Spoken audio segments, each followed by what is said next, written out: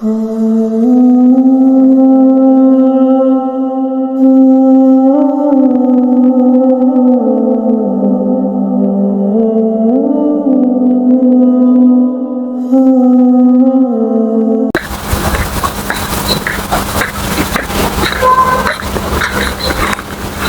একটু ছিলেন তো, আমাকে বলছেন? জি আপনাকে বলছি। আচ্ছা বলেন, কি বলছেন? এখানে আলামিনের বাড়ি কোনটা? আলামিনকে চিনেন? আলামিন তো আমি। আমাকে কিছু বলছেন, কি বলবেন নাকি? তো কেমন আছো?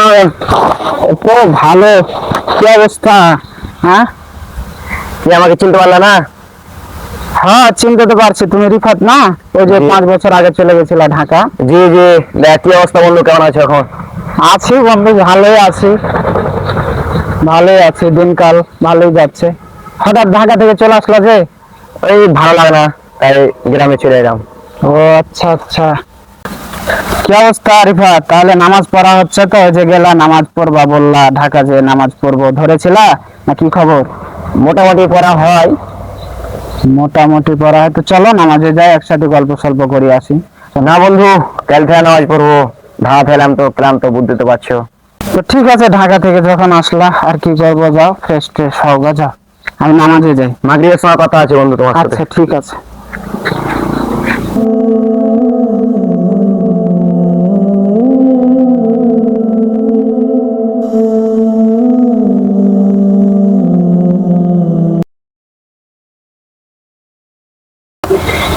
ইস, লোকটাকে ভালো ছিল রে। হুন্ডা অ্যাক্সিডেন্ট কিভাবে মারা গেল। রক্তাক্ত হয়ে গেছে জায়গাটা।